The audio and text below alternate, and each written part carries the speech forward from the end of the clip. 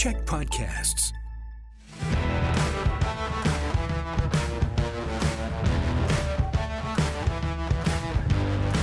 Hey everyone, and welcome to a special edition of Political Capital on the eve of the BC election 2024, wrapping up on October 19th. We are recording this October 17th, so this is our final show before the election, and we want to tell you a bit about how we think it's gone, pick up some of the themes, the back and forth, what kind of campaign this has been. Let us bring in the pod squad. Jillian Oliver is here. Allie Blades is here. Jeff is off, but we have Mike McKinnon from Enterprise Canada filling in, friend of the show here. Thanks for jumping in, Mike. I made a comment to you about dogs being better than cats yesterday, and you were nice enough to still invite me. So thanks for having me. We almost uninvited you, but that was fine. That was fair. It was it was good. And to make up for it, I'm going to start with you on this BC election. Noted Simpsons fan that you are, is there any Simpsons reference that fits for this BC election? Is there anything that comes to mind Simpsons-wise that helps us describe the collective trauma of the last 28 days that we have gone through in this BC election? You're on the spot. I mean, are we twirling towards freedom, Rob? Is that what's happening? Always twirling towards freedom. That's a great, I mean, that really is the episode with the American election with Kudos and Krang, I think, are the two aliens that we all come back to with The Simpsons. So, I mean, we could always dive into analogies about, the debate and Mayor Quimby, who was sweating and had the flames digitally imposed by the TV station. And if you want to turn this into a Simpsons podcast, I am all for it. I don't know if everyone else is with me. I'm for it too, but then as soon as I start referencing The Simpsons, I feel old because there's a whole young generation of youngsters who never watched it. Young folks in the campaign who are just automatically tuning us out as we speak right now. Stay with us. We'll drop The Simpsons. We'll move on to the campaign. This is the end of the election, so we're going to start there with just sort of what kind of election have we just gone through? What stands out in people's minds as we analyze this 4-week campaign, Jillian? It has been a campaign of, I will say, nastiness. It's been a very nasty campaign. I guess all campaigns are nasty. I don't know. This one felt like it was really nasty. What's the tone? What do you think people have felt like watching this election campaign, and what have the parties tried to put out, do you think? I think, yeah. I mean, I think this is my third provincial election, but they've all been nasty, I would say. But this is definitely like the messiest. Like, it feels, I was trying to think of like a metaphor, and like what it feels like to me is like when I learned how to drive stick shift and I was really bad at shifting and the car was just like, it's like that. Like there has it. Yeah, it just never, and like it never catches and never starts like rolling smoothly. So an unusually nasty kind of election is where. And just messy. I think like, we talked a lot about how it started with BC United folding, kind of threw everything into disarray. I think what has surprised me is that at the very least the NDP didn't have like a super clean campaign. Some kind of like their platform wasn't totally fleshed out. The costing was messy. They didn't have a super kind of like strong, clear plan, not a lot of new promises. So I think it's been a messy one. We have high advanced turnout, but that might just be a change in voter pattern, not necessarily indicative of what the full turnout is going to be. If I had to predict, I would think it's going to be low, because I don't like trying to think from a voter's perspective, like what do you kind of hold on to when both the two big parties, the NDP and the Conservatives, are kind of more campaigning against each other than for anything specific. And then you have the Greens, who do have a strong positive vision, but who are in a tough spot, kind of getting squeezed by more negative campaigning against them on the NDP side. So it's a tricky one. I do like that line. They're more campaigning against each other than for something. It really wasn't an election of massive new policy ideas, minus plastic straws, than it was of kind of which party is worse and how much do you have to be afraid of voting for the other person. Mike, how do how do you Chat GPT summarize this election if you were inputting all the data into it? Can't believe you forgot about the Big McRib promise. But Yes. more. We'll save that for its own topic, I'm sure. In all seriousness, like I think this election was each party was kind of floating for the first couple of weeks.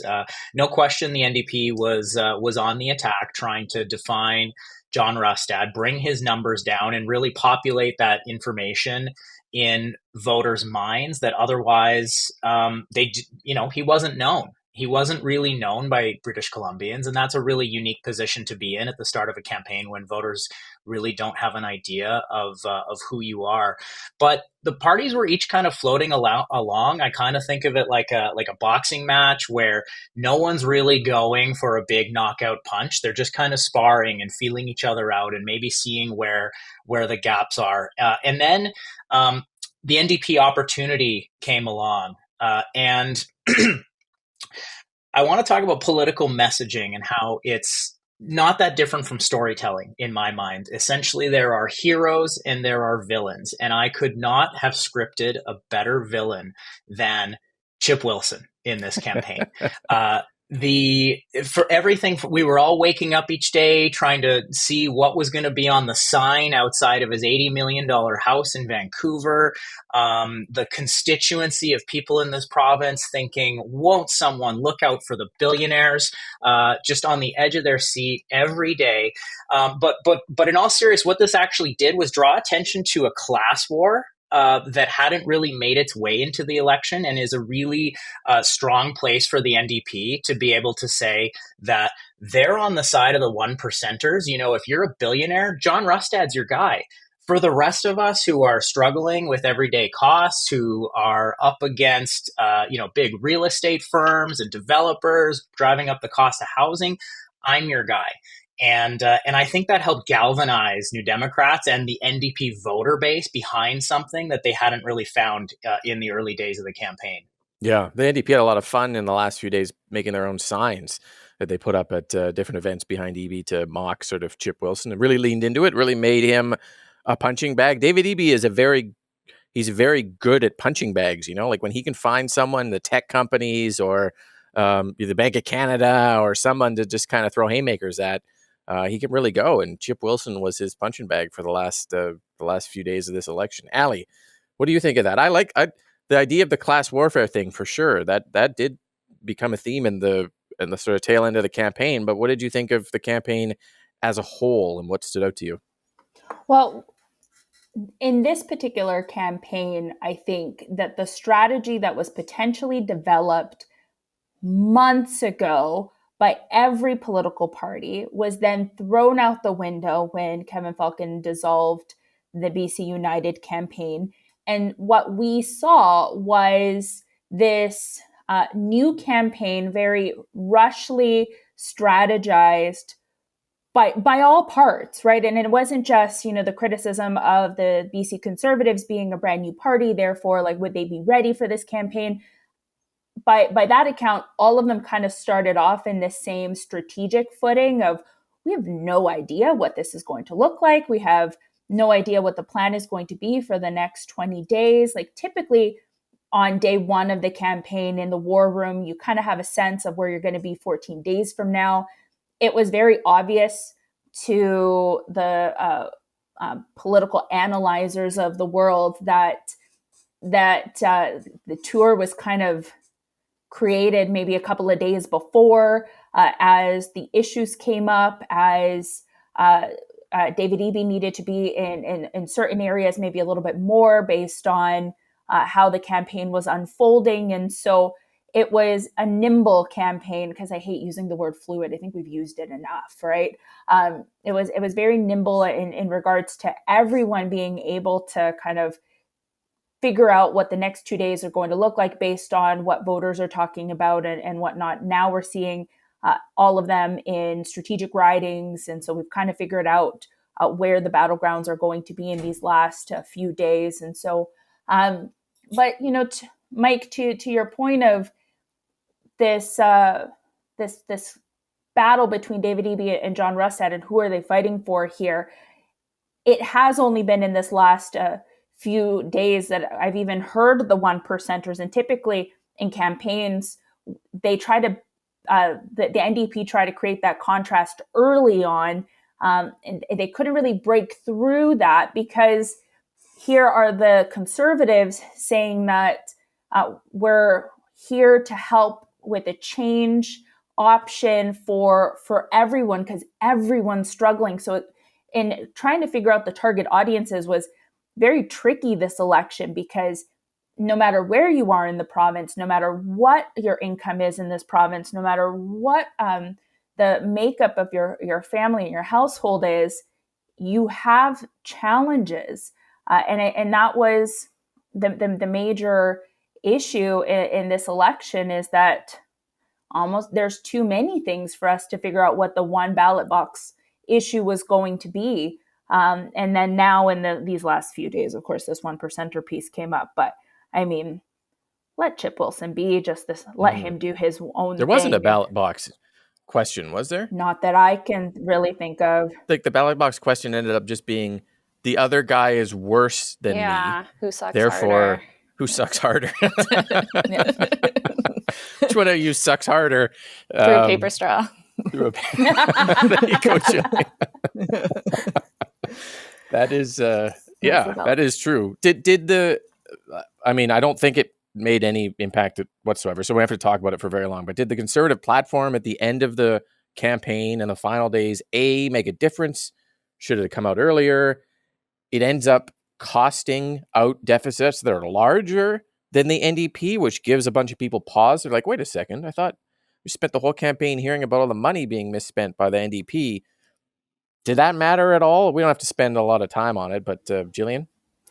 Yeah, I think that it did that in particular, which you saw in a lot of the headlines, I think was kind of like a knock against it and really just speaks to what we've been talking about, which is sort of like how quick, how messy this has been and how there really hasn't been like a coherent strategy and everybody's kind of been making it up as they go along because I think that does give a lot of those sort of centrist, more fiscal conservative voters that are kind of part of that undecided vote paused to say like who really is this new party? Is this the Conservatives that I'm used to when I think about federal Conservatives or from other provinces?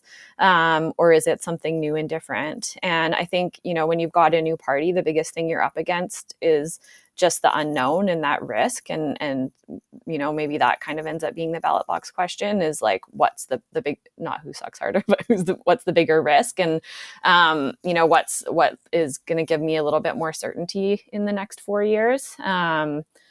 Because, I think that was, probably a reactive move coming from Rustad because the NDP kind of kicked off the campaign alleging that we were going to see all of these massive cuts. They kind of just had to make that up because they didn't know what the Conservatives were really going to be putting out. And so the Conservatives were reacting to that with this kind of big spending budget that has also a bigger deficit than even what the Greens are promising. And they've got a pretty big spending platform. So I think it does matter because there is a lot of people undecided, a lot of people kind of trying to figure out, okay, like I got to make up my mind now. And that's the thing to come out at the beginning of the final week of the campaign when people are heading to the polls. And so I do think that it mattered. Also, I mean, 500,000 people voted in advance polls before they even saw the Conservative platform. Yeah. Maybe they didn't need to see it. I don't know. Well, there's other stuff in there like that's, could be driving votes that are consistent with things that they've talked about in the past that are kind of, stuff for the base, like the stuff about education policy that I think is more controversial. And, anecdotally in my community and stuff, I think that those can be galvanizing issues for some people. I don't agree with them, but I think that probably the folks that were enthusiastic to go out and vote Conservative kind of knew what they were voting for already. Mike, what do you think? Late platform? Are we even going to see platforms from parties next election? I have this weird sort of tingling that maybe they don't see they put the promises out, but who needs a 114-page document with costing in it anymore? Yeah. Well, I don't know if Allie's going to hire me to work on any of her campaigns in the near future, but if I had, if she had, my advice by the middle of the campaign would have been, don't put out a platform, because for the kind of voters that Jillian was talking about, for that red Tory centrist kind of person, used to vote BC Liberal but worried about Conservatives. The ballot question for them was likely, do I trust John Rustad? And to come out with a platform that had still a lot of questions about the costing, and a lot of risk to it, I think, based on some of the growth projections there that were historically high. For those kind of voters, I don't think the platform answered that question, and the unknown actually might have been a better answer. And to your question, Rob, about do the platforms even matter anymore? Alberta election, nobody really noticed that neither party put out a platform. Ontario, 2 elections in a row where the PCs haven't put out a platform. Manitoba election, the parties both put out their platforms in the last 3 days. I wasn't around for this mythical time that I'm imagining, but I don't think we're in a period of time where voters are handing the 80-page platform around the dinner table to talk about what's in it and then decide who they're going to vote on. And again, to be doing it at this late stage of the campaign to a voter who thinks that there is potentially too much risk to voting Conservative, I think they answered that question, and the answer was that this late in the game, the answer was yes. They would have been better off not to do it. What a mythical time that would have been, passing around the 80-page platform. Much like the Sears catalog, you pass it around, you ask for your favorite Montreal Canadiens sweatshirt, and you get the Toronto Maple Leaf sweatshirt instead. What a mythical time that we had back in the day when we would have. If people are only listening to this, they're going to think that all of us are 75 years old. That's right. Not Allie and Jillian, but you and I, Mike. Yeah. Allie, let's bring you in. Platform, good, bad, necessary, unnecessary, too late, what do you think? Well, let me get down to the core of the observation of the strategy behind just platforms in general, and then loop in the Conservative Party and what they did here. The essence of a platform being that what's the plan? What are the plan for certain areas and certain portfolios, in our case, ministries, right? The Conservatives had done that every day with these thematic days. So this is honestly, I think was such brilliant strategy. Every single day was like a get BC moving, get BC on a path of recovery. BC, let's get BC on a safe path on crime and safety issues. And so every day had a theme, which then had a plan, a certain area that they would announce this, done strategically. The ads would then roll out on this issue. They would then clip John in what he said during the announcement. And then this is the behind the scenes stuff that we wouldn't have seen, the targeted ads on that issue. So on crime and safety, I'm likely going to then target urban areas across the province because that is where the issue is the most. On a critical linkage between Vancouver Island and the mainland, when they announced their BC Ferries Day, there would then have been ads to target these audiences on coastal communities. And brilliantly done, because you want to get to the voter, not have the voter come to you in their busy lives. And that's what the Conservatives did.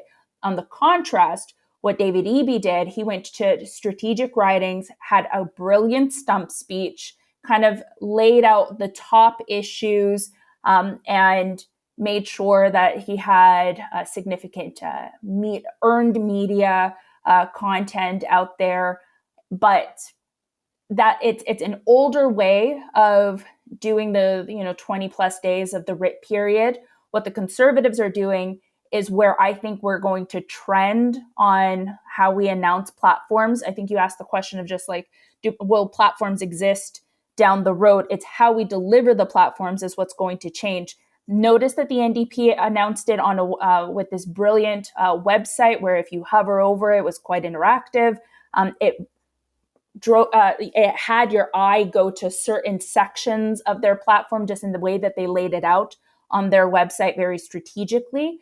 So that's the evolution of the platform. You're not going to see like printed 80 pages bound together used as a prop on the campaign trail. You need it to be interactive to the voter because that's obviously who you want to get to see it. Now, with the Conservatives announcing theirs like towards the end, it was just a compilation of every single day that they had in those thematic sections put together. And, as the avid listeners will have heard me say before, the platform's out. This one was just copy and pasted into the same document. So that is the evolution of platforms, is just getting the information out to people very strategically.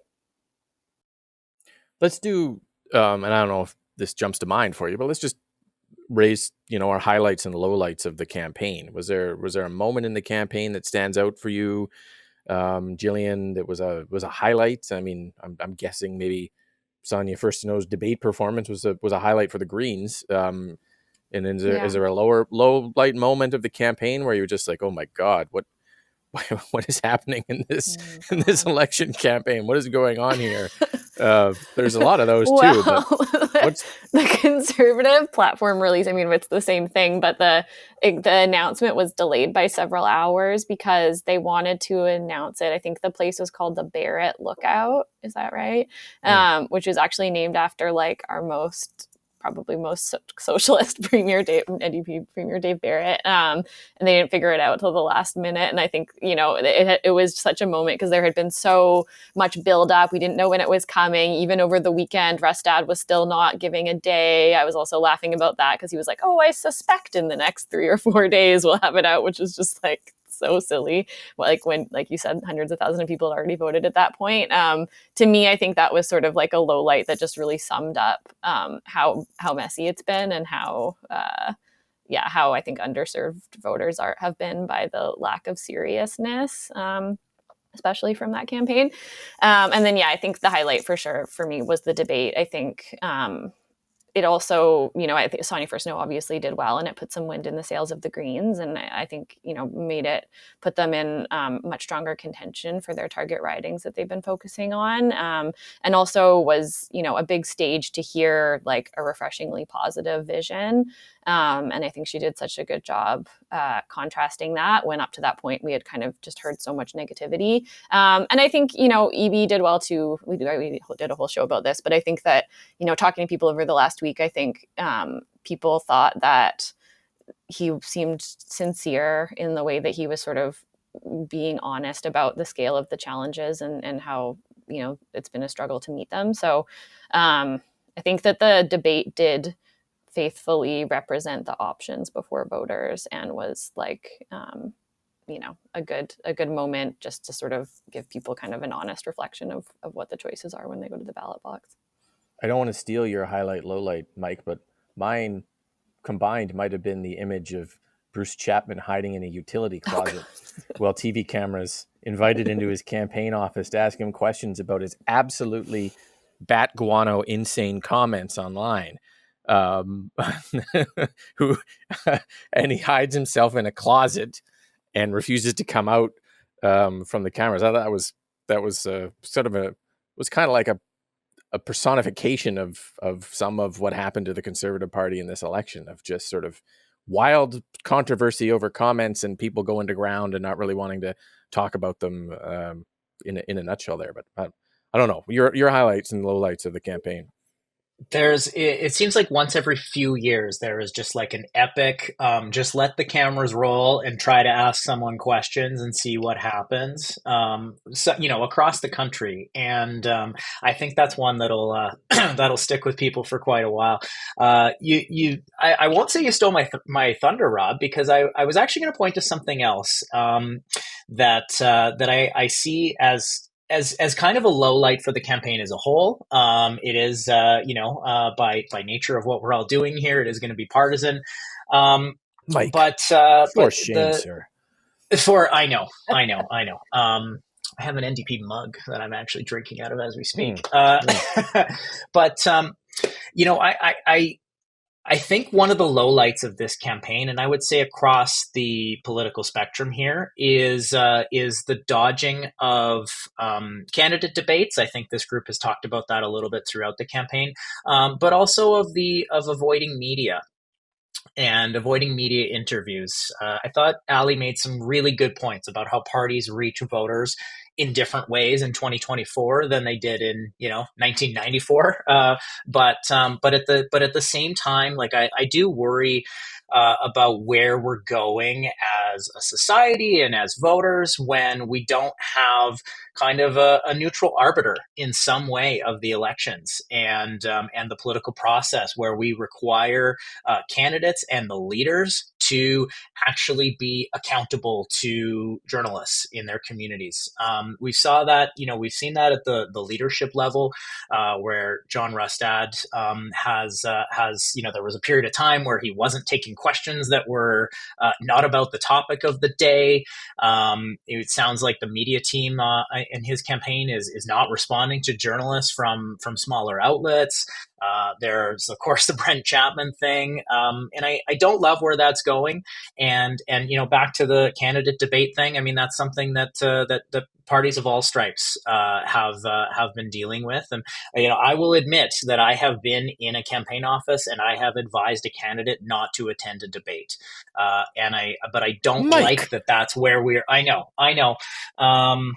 I'm gonna get in trouble from everyone for saying that. We even had a candidate just the other day who actually revealed that their party, I won't say what party, but this candidate revealed that the party had asked him not to attend debates, and he was still there anyways. But he said that question is why they told me not to do this.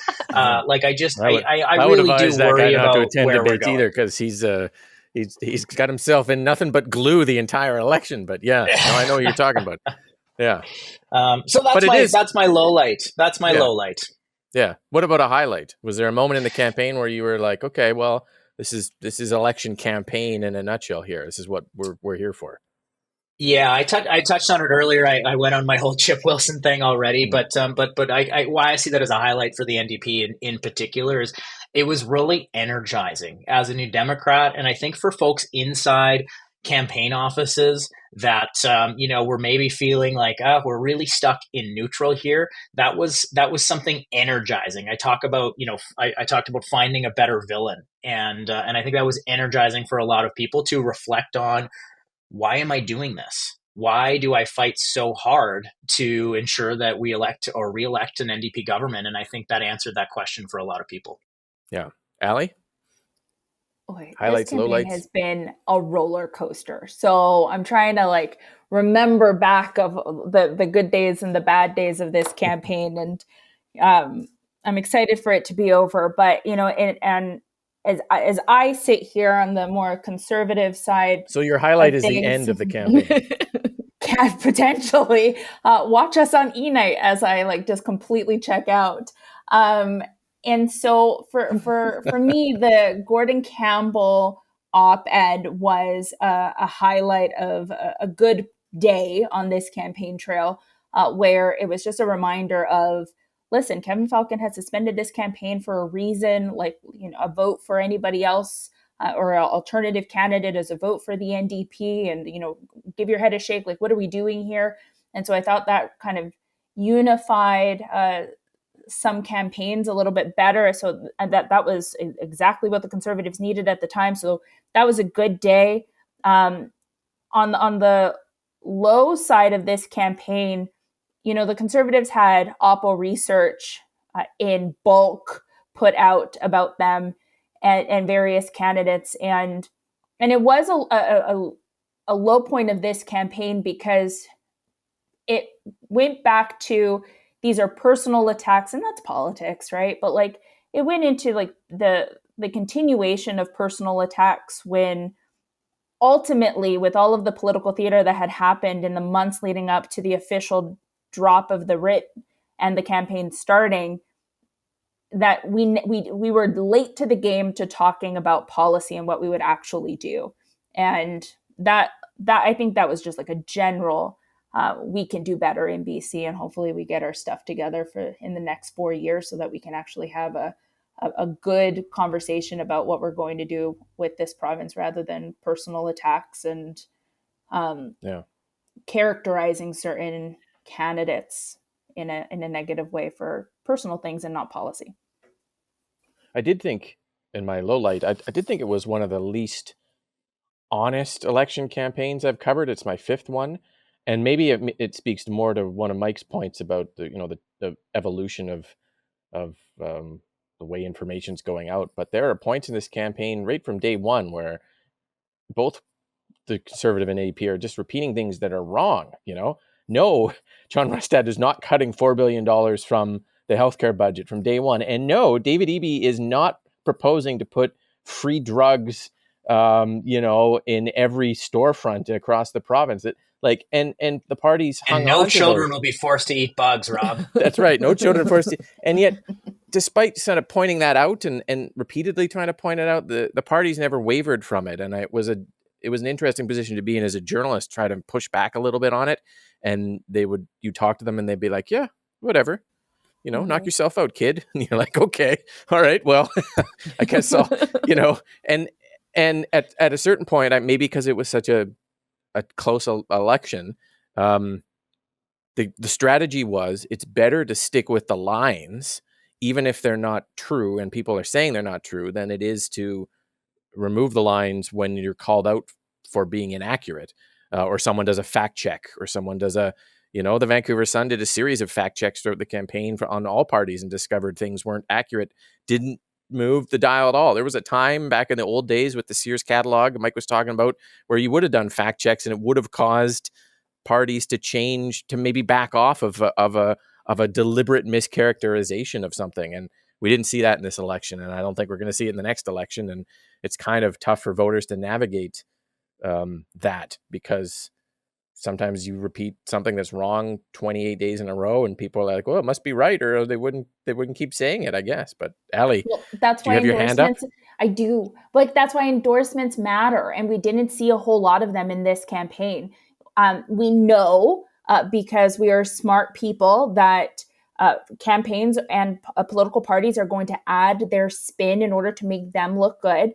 But there's been a hesitancy from neutral parties or organizations, chambers of commerce, business associations, construction groups, all the rest of it, that would then add to that lens of, okay, I trust this organization to tell me the truth. And we didn't see very much of that. And I think that's at a detriment to some voters trying to navigate the political system right now and figure out who they're going to vote for, because we haven't seen that. And I've heard a few things like, because there's not really a clear winner here, that everyone's just laying low to not offend anyone, just in case they have to work with the NDP or they have to work with the Conservatives on the other side.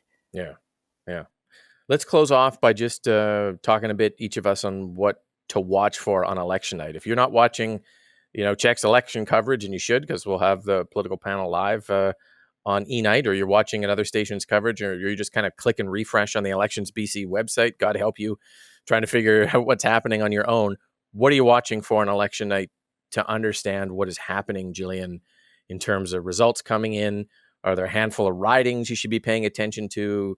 Is it like, what is it that will help people understand election night when they're trying to figure out what's going on? Well, one thing is hopefully we're going to get results quickly. I think looking at the ridings, the battleground ridings are going to be in Metro Vancouver, in the Fraser Valley and surrounding areas, and then Vancouver Island. I think that's really where, if we're going to see a lot of seats change, it's going to be those places. So those are ones to watch, and seeing how close the polls are as they come in, because we start to get results from each polling station before we have the full results. Seeing how close the margins are, I think, will give us an indication of how close the opinion polls are. I think that's another thing we didn't mention this episode is just like how little movement we've seen in those public opinion polls, which I think kind of lended itself to that sort of like stilted feeling of this campaign, because there just nobody really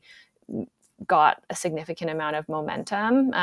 Maybe the Greens and the NDP kind of picked up a little bit in the latter half of the campaign, but it wasn't anything major like we've seen in past campaigns. So I think it is really a big question mark, because, with the polls where they are, we could be looking at a blowout, or we could be looking at something really tight, or even something like a minority. We really don't know. So I think watching those results in the around Vancouver, it's going to be Conservative NDP, as well as, in the northern mid parts of the island. And then in the southern part of Vancouver Island, that's going to be NDP Green. And yeah, it's going to be really interesting to watch. And then obviously there's some specific ridings that I'm watching, like Sonia Furstenau's running in a new riding in Victoria Beacon Hill, really critical for them to get that across the line. And then, to see if they can pick up any others aside from Saanich North and the Islands, which is kind of their stronghold. Will be interesting to watch too. Mike, what do you think? Election night, what do people look for? Something I've got my eye on, especially with so many ridings that I think folks expect to be close, are who's willing to change their mind. We see polling, especially when you get into the mid and latter stages of the campaign.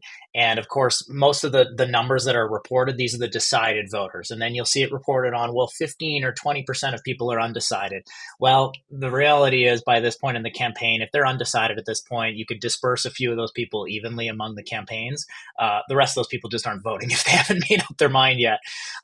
But there was some leger polling about 3 weeks into the campaign that I found really interesting, where they asked people about the likelihood of them switching their vote. And for the most part, the New Democrat voters, and these are the decided voters, by the way, the people who said, I am voting NDP, I am voting Conservative. And people voting for those parties, very rigid. They are not changing their mind. Less than 10% of people had a likelihood of switching their vote.